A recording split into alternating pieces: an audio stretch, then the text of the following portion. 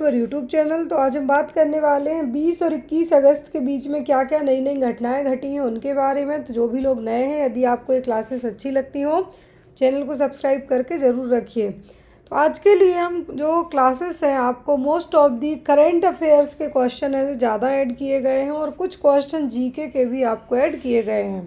First question है वो आपको ये है, What has former Twitter CEO Parag Agarwal named his AI startup? आपको यहाँ पर जो एक शख्सियत की जो पिक्चर दिख रही है, आप इनको अच्छे से पहचानते होंगे। ट्विटर के हैं जो पहले, ट्विटर जिसका नाम नाउअडेज एक्स हो गया है, एलन मस्क की जो कंपनी है। यदि ट्विटर के फाउंडर पूछें तो कौन है? Elon Musk. तो यहाँ पर पहले ये ट्विटर के क्या रहे हैं? CEO रहे हैं, बट इनको कुछ रीज़न से है जो एलन मस्क ने निकाल दिया था। देन अगेन एक CEO है जो अपॉइंट की गई, उन्होंने भी रिज़ाइन किया या निकाला गया हो पता नहीं। तो अभी जो CEO की पोस्ट है ट्विटर में, एक्स पर जो CEO की पोस्ट है वो अभी क्या है? खाली है। लेकिन जो पूर्व ट्विटर के CEO रहे हैं पराग अग्रवाल, इंडिया बेस्ड थे। तो यहाँ पर इन्होंने एक अपने नए स्टार्टअप को शुरू किया है, AI बेस्ड स्टार्टअप है उनका। तो क्या नाम है उसका? ऑप्शन में आपको parallel web system INC, AI web solution, next gen AI system या फिर वेब इंटेलिजेंसी। तो जो अभी रिसेंट में इन्होंने, पराग अग्रवाल ने, जो ट्विटर के पूर्व CEO रहे हैं, इन्होंने अपना एक खुद का स्टार्टअप है जो ओपन किया है, AI बेस्ड स्टार्टअप ओपन किया है, और उसका नाम है पैरेलल वेब सिस्टम INC। नाम याद रखिए, आपको पूछा जा सकता है। यदि ट्विटर के और एक्स के CEO की बात करें तो अभी हाल फिलहाल में वो पोस्ट आई थिंक 2023 से खाली पड़ी है। फिर यहाँ पर who will lead India in the 2025 Asia cup T20 tournament in Abu Dhabi and Dubai from September 9 to 28, 2025। 9 सितंबर से 28 सितंबर तक अबू धाबी और दुबई में होने वाले 2025 एशिया जो T20 कप है, एशिया T20 कप टूर्नामेंट, तो भारत का नेतृत्व कौन करेगा? कौन सा खिलाड़ी है जो भारत का नेतृत्व करेगा, लीड करेगा? 9 से 28 सितंबर तक जो अबू धाबी और दुबई में एशिया कप टूर्नामेंट होने हैं, T20 Asia cup tournament. Option में आपको रोहित शर्मा, विराट कोहली, सूर्य कुमार यादव या फिर हार्दिक पांड्या। तो अभी जो अबू धाबी और दुबई में 2025 में 9 से 28 सितंबर तक Asia cup tournament T20 tournament है, इसको लीड करने वाले हैं सूर्य कुमार यादव। कौन लीड करेंगे टीम को, इंडियन टीम को? सूर्य कुमार यादव। फिर यहाँ पर India and China agree to resume direct flight connectivity in August 2025। Flight services were suspended after which past events.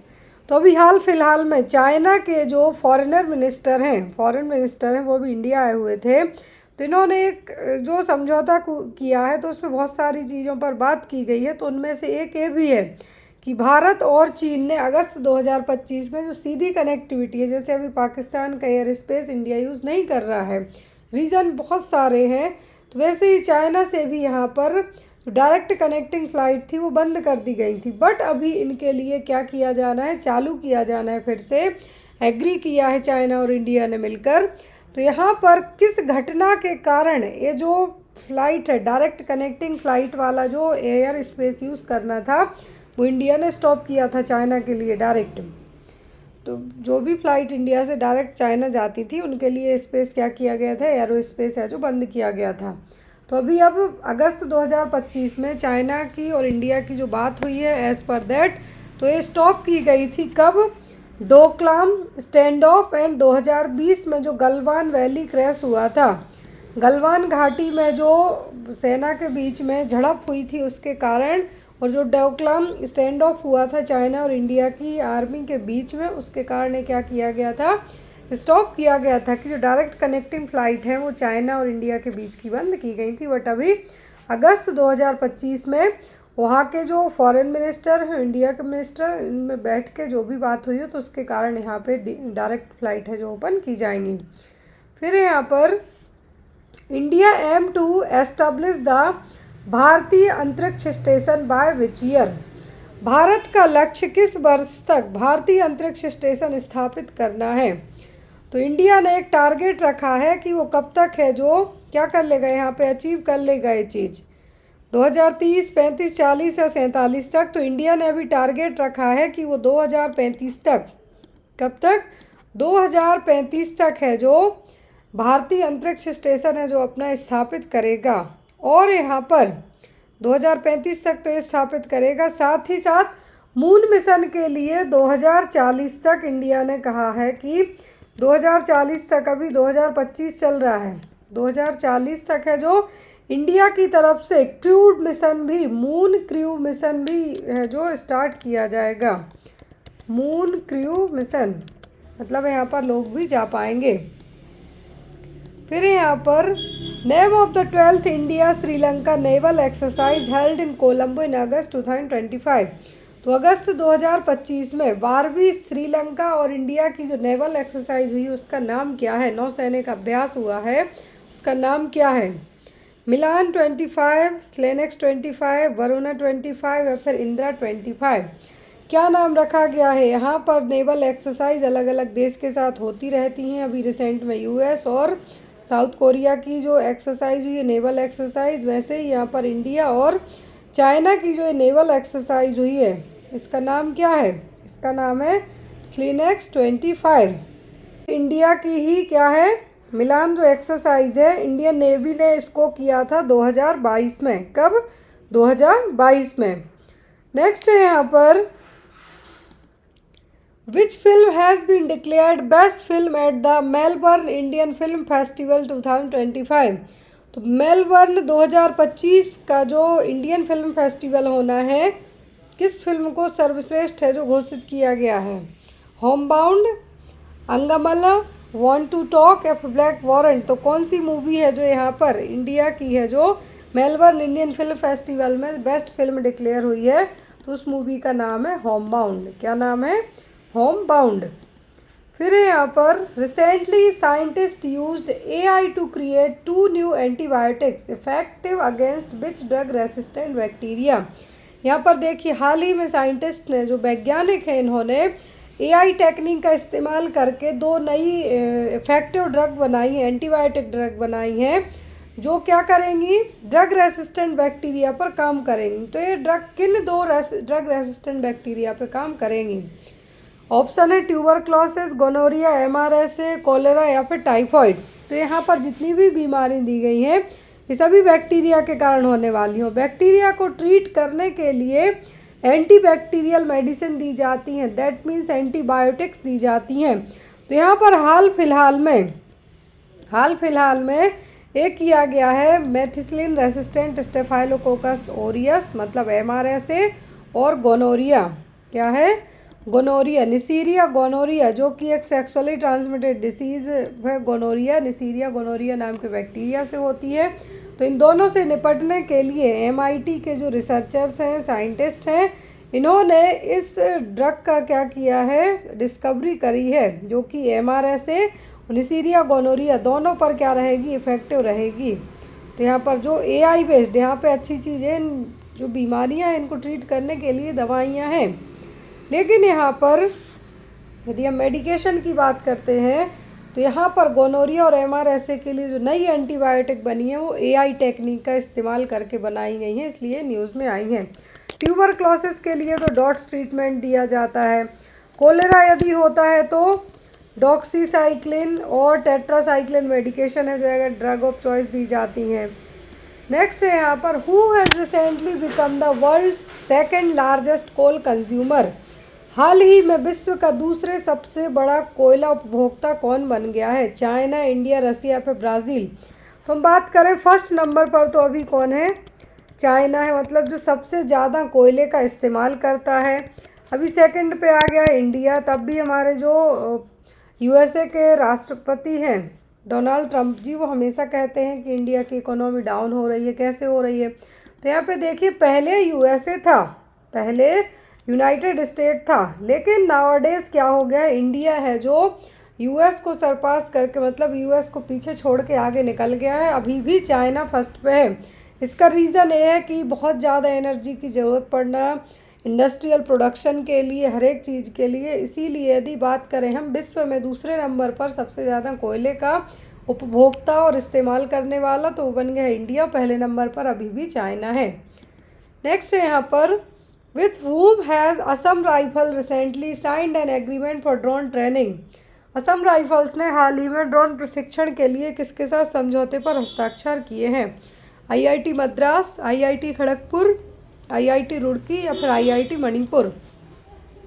तो असम राइफल्स ने जो अभी हाल फिलहाल में, ताकि जो वहाँ के आर्मी वाले पर्सन हैं उनको ट्रेनिंग दी जाए कि ड्रोन का किस तरीके से इस्तेमाल करना है, कैसे क्या करना है ड्रोन ट्रेनिंग के लिए, तो इन्होंने IIT मणिपुर के साथ में क्या किया है, एक समझौता है जो साइन किया है कि जो IIT मणिपुर है वो असम राइफल्स के लिए क्या करेगा, ट्रेंड करेगा। जो भी ड्रोन ट्रेनिंग है, ड्रोन को कैसे ऑपरेट करना है, कैसे मैनेज करना है, उन सब के लिए। फिर यहाँ पर recently Achyuta Poddar has passed away at the age of 91। Who was he? आपने 3 इडियट्स मूवी देखी होगी। 3 इडियट्स मूवी में एक जो प्रोफेसर होते हैं, ये आपको आई थिंक अभी याद आ गए होंगे। तो ये जो प्रोफेसर हैं मशीन की डेफिनेशन पूछते हैं, उससे आपको इजीली याद रहे हो सकता। तो ये मशीन की डेफिनेशन पूछते हैं जब, तो जो फिल्म के जो मेन एक्टर हैं आमिर खान, वो मशीन की डेफिनेशन, जिप ओपन करना, स्क्रू वगैरह ये सब बताते हैं। तो वही एक्टर हैं जिनकी अभी रिसेंट में डेथ हो गई, जो कि 91 साल के थे। इनसे इनकी जो फेस है इससे आप याद रखिए, एग्जाम में आपको इस तरीके के क्वेश्चन आते हैं। नेक्स्ट क्वेश्चन देखिए, बहुत ही इंटरेस्टिंग सा। In which country has the Olympic of robots started recently? आपने अलग अलग गेम में ह्यूमन बीइंग तो परफॉर्म करते थे, मेल परफॉर्म करते हैं, बच्चे परफॉर्म करते हैं, फीमेल परफॉर्म करती हैं, पैरा ओलंपिक्स भी होते हैं, लेकिन अभी ओलंपिक्स ऑफ रोबोट्स स्टार्ट किया है। किसने किया है? चाइना, जापान, इजराइल या फिर USA। तो यही देश हैं जो इतने ज़्यादा मात्रा में रोबोट बना सकते हैं। तो अभी ये काम किया है, किसने काम किया है? चाइना ने। चाइना ने एक ही बार में 500 से ज़्यादा ह्यूमनॉइड रोबोट्स हैं जो यहाँ पे उतारे हैं। और विश्व के जो सबसे ज़्यादा वर्ल्ड ह्यूमनॉइड रोबोटिक गेम्स होंगे अब जो यहाँ पर 16 अलग अलग देशों के, याद रखिए 16 अलग अलग देशों के यहाँ पर 500 से ज़्यादा रोबोट यहाँ पे हिस्सा लेने वाले हैं वर्ल्ड ह्यूमनॉइड रोबोटिक्स गेम में, जो कि बीजिंग में होने वाला है। कहाँ पर? बीजिंग में। तो बीजिंग में जब ये होने वाला है, चाइना में होने वाला है, तो यहाँ पर 500 से ज़्यादा रोबोट हिस्सा लेंगे 16 देशों के, कि जो 4 दिन तक के स्पोर्ट्स चलने वाला है, जिसमें अलग अलग तरीके से रोबोट्स क्या क्या कर सकते हैं। किक बॉक्सिंग होगा, इसमें सॉकर होगा, ट्रैक फील्ड होंगे, और भी बहुत सारी चीज़ें होंगी। जो ये सब खेल आपने अभी तक ह्यूमन बीइंग्स को खेलते देखे हैं, अभी 500 से ज़्यादा रोबोट्स खेलेंगे और स्पोर्ट्स होने वाला है कहाँ पर? बीजिंग में। फिर यहाँ पर who has recently one the first Cincinnati open title? अभी हाल फिलहाल में फर्स्ट सिंसिनाटी ओपन टाइटल किसने जीता है? Carlos Alcaraz, Jannik Sinner, Saina Nehwal या फिर नोवेक। तो अब ये सिंसिनाटी ओपन टाइटल जीता है रिसेंट में कार्ल्स अल्कराज ने। इसका रीज़न पता है क्या है? इसका रीज़न ये है कि कल हमने जो पढ़ाया था उस टेनिस में ही, तो जो जीता था किसने? जेनिक सिनर ने। लेकिन अभी जो कार्ल्स अल्कराज यहाँ पर विनर इसलिए बन गए क्योंकि जेनिक सिनर को कुछ बीमारी के कारण रिसेंट में इमीडिएटली उनको गेम है जो छोड़ना पड़ा। उनको कितने मिनट पहले इन्होंने ये जो गेम है छोड़ा? 23 मिनट पहले, बिफोर 23 मिनट, गेम स्टार्ट होने के पहले ही जेनिक सिनर ने अपना नाम वापस लिया, कुछ इलनेस के कारण, प्रॉब्लम होने के कारण। तो विनर बन गए फर्स्ट सिंसिनाटी ओपन टाइटल के कार्ल्स अल्कराज। फिर यहाँ पर recently which bank has started a loan of ₹1,00,000 for without any guarantee for Agniveer? तो जो अग्निवीर भर्ती हुई थी उसके लिए हाल ही में किस बैंक ने बिना किसी गारंटी के 4 लाख रुपए तक लोन देने के लिए शुरुआत की है? Punjab national bank, state bank of India, bank of Baroda या फिर HDFC ने। तो अभी ये काम किया है बिना किसी प्रोसेसिंग फ़ीस के। मतलब कोई भी लोन जब आप बैंक से लेते हैं, पर्सनल लोन लेते हैं, तो आपको या होम लोन लेते हैं तो प्रोसेसिंग चार्ज लगता है। तो यहाँ पर 0 प्रोसेसिंग फ़ीस के साथ जो अग्निवीर हैं उनके लिए 4 लाख तक का लोन दिया जाएगा बिना किसी गारंटी के। तो यहाँ पर कौन सी पहली बैंक हो गई है, तो वो हो गई है स्टेट बैंक ऑफ इंडिया। फिर यहाँ पर where was Arogyam health centre inaugurated recently under operation Sadbhavana. ये मैंने कल भी बताया था आपको। सद्भावना क्या है? सद्भावना है जो आरोग्यम हेल्थ सेंटर खोला गया है। एक खोला गया है स्पेशली आर्मी वालों के लिए। किसके लिए है? ये है आर्मी वालों के लिए। तो ये खोला गया है कहाँ पर? अरुणाचल प्रदेश के तवांग डिस्ट्रिक्ट में। याद रखिए अरुणाचल प्रदेश क्या है? आंध्र प्रदेश नहीं है, यहाँ पर है आपका अरुणाचल प्रदेश। अरुणाचल प्रदेश में तवांग डिस्ट्रिक्ट में ऑपरेशन सद्भावना के तहत यहाँ पर आरोग्यम हेल्थ सेंटर खोले गए हैं, जिसके कारण जो आर्मी वाले हैं उनको basic primary care immediately available करवाई जा सके। फिर यहाँ पर आपको which medal did Manu Bhaker win in the women's 10 metre air pistol competition in the recent Asian shooting championship. तो अभी रिसेंट में जो एशियन शूटिंग चैम्पियनशिप चल रही है, मनु भाकर जिनका नाम आपको पता होना चाहिए, इनके लिए बहुत सारे मेडल मिले हैं स्पेशली शूटिंग में। तो यहाँ पर ये आपकी मूवी वाली शूटिंग नहीं है, पिस्टल शूटिंग है, राइफल शूटिंग है। तो यहाँ पर इनको अभी मिला है ब्रॉन्ज मेडल। कौन सा मेडल? ब्रॉन्ज मेडल इनके लिए मिला है। और ये जो चैम्पियनशिप चल रही है कहाँ पे चल रही है? कजाकिस्तान में। याद रखिए एशियन चैम्पियनशिप जो शूटिंग चल रही है कहाँ पे चल रही है? ये चल रही है आपकी कजाकिस्तान में। नेक्स्ट है यहाँ पर recently Russia has announce to launch वेरेना D Venus mission by when. तो रूस ने अभी रिसेंट में घोषणा की है कि वो वेनेरा दी वीनस मिशन को लॉन्च करेगा। तो कब करेगा? 2035 तक, 2026 तक, 2036 तक कि 2027 तक। तो ये देखिए जब भी कोई भी नई चीज़ होने वाली हो, इतने बड़े पैमाने पर होती है, तो उसकी प्लानिंग प्लॉटिंग पिछले 10-10, 20-20 साल पहले से चलती है। ऐसे ही यहाँ पर भी है कि रूस ने कहा है कि वो वेनेरा द वीनस मिशन को लॉन्च करेगा। तो ये लॉन्च कब तक करेगा? ये इसको लॉन्च करेगा 2036 तक। कब तक? 2036 तक रूस इसको लॉन्च करेगा। ये कहाँ का मिशन है? ये रूस का नाम है इसका वेनेरा द वीनस।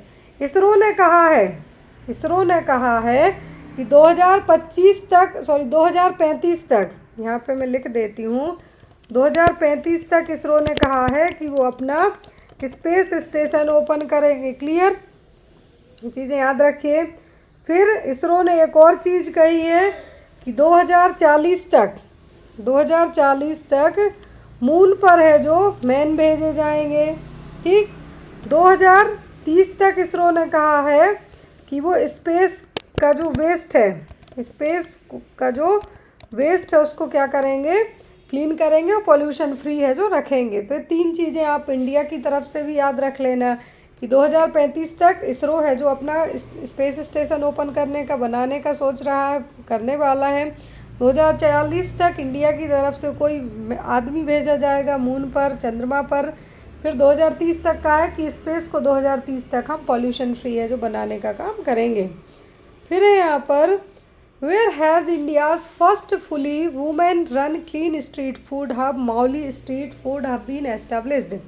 भारत का पहला पूर्णतः महिलाओं द्वारा संचालित स्वच्छ street food hub Mauli street food कहाँ पर स्थापित किया गया है? मुंबई में, बेंगलोर, विशाखापट्टनम या भुवनेश्वर में। तो ये किया गया जो स्वयं सहायता समूह ग्रुप की महिलाएं होती हैं, सेल्फ हेल्प जो ग्रुप वाली महिलाएं हैं, इसको हम क्या कहते हैं?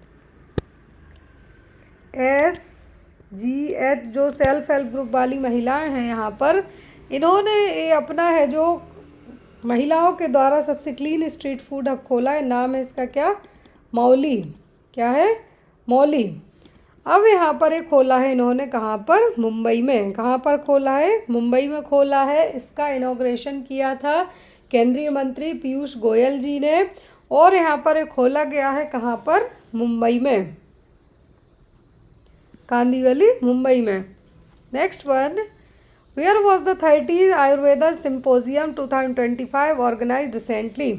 तो 30वीं आयुर्वेदिक संगोष्ठी है जो कहाँ पर हुई थी, जो कि 18 और 19 अगस्त को हुई है। कहाँ पर? 18 एंड 19 अगस्त को यहाँ पर ये चीज़ हुई है। क्या? 30th Ayurveda symposium. तो यहाँ पर ये हुई है न्यू दिल्ली में। कहाँ पर? नई दिल्ली में। यहाँ पर इसके लिए जो 30वीं आयुर्वेदा सिम्पोजियम है जो यहाँ पे ओपन किया गया है।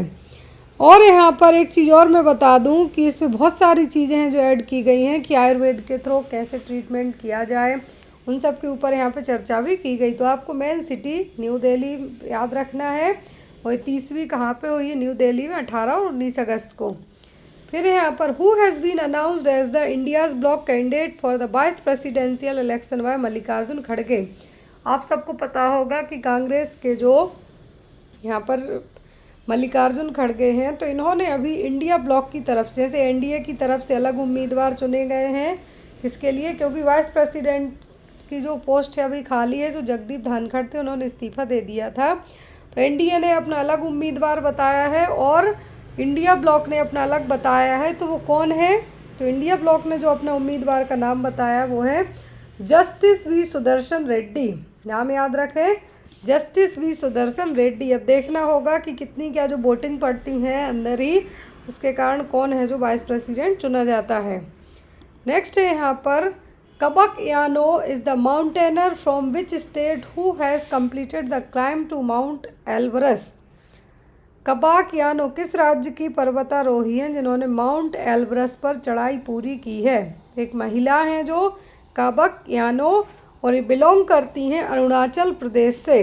कहाँ से? अरुणाचल प्रदेश से बिलोंग करती हैं, जिन्होंने अपनी जो चढ़ाई है माउंट एल्बरस, ये माउंट एवरेस्ट नहीं है, माउंट एल्बरस है, जिन्होंने यहाँ पर अपनी चढ़ाई है जो पूरी कंप्लीट की है। और ये कहाँ से बिलोंग करती हैं? ये बिलोंग करती हैं हमारी अरुणाचल प्रदेश से। फिर है यहाँ पर क्वेश्चन आज का last, what is the range of Agni 5, the intermediate range ballistic missile IRBN successfully test fired in August 2025 from Chandipur Orissa.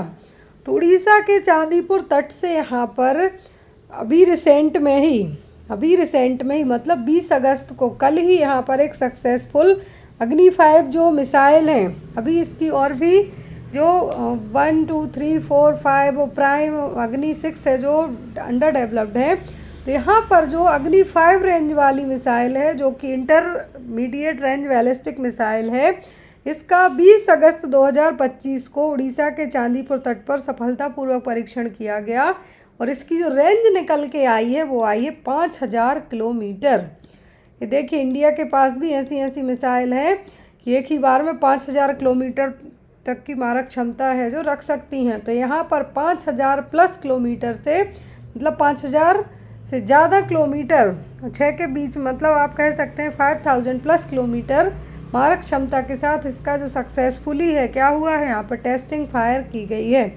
अभी देखिए यहाँ पर अग्नि 5 की जो टेस्ट फायरिंग हुई है उड़ीसा के कहाँ पे हुई है? चांदीपुर में। अब यहाँ पर ये क्या है? इंटरमीडिएट रेंज बैलिस्टिक मिसाइल है। अब हम देखेंगे कि जो अग्नि जो DRDO के द्वारा बनाई गई ये मिसाइल है, इंडिया की मिसाइल। तो यहाँ पर इनकी कुछ क्षमताएं हैं। जैसे अग्नि 1 की बात करें हम तो शॉर्ट रेंज के लिए है, मीडियम रेंज बैलिस्टिक मिसाइल है जो कि 700 से 1200 किलोमीटर मारक क्षमता रखती है। और ये बनाई गई थी जब जो कारगिल वार हुआ था। कब हुआ था? कारगिल वार हुआ था। फिर सिंगल स्टेज है, सॉलिड फ्यूल है, रोड रेल मोबाइल है।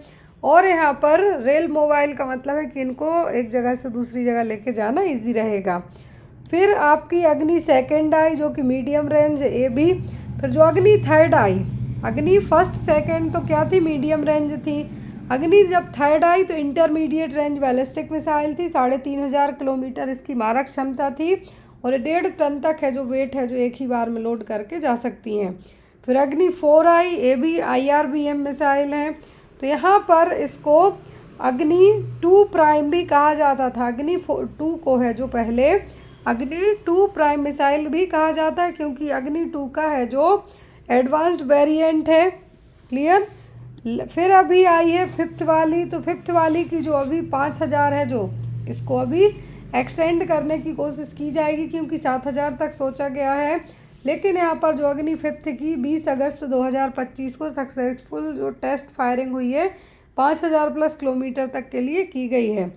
अग्नि पी है जो प्रीमियम रेंज बैलिस्टिक मिसाइल होने वाली है, sorry medium range ballistic missile. अग्नि 6 है जो अभी अंडर डेवलपमेंट में है। तो ये सभी मिसाइल हैं जो इंडिया के जो डिफेंस सिस्टम को है जो और क्या करती हैं, ताकतवर बनाती हैं। तो आज के लिए इतना ही। आई होप सो कि आज की क्लास आपको अच्छी लगी हो। कोई डाउट हो तो आप कमेंट बॉक्स में कमेंट करके पूछ सकते हैं। Thank you.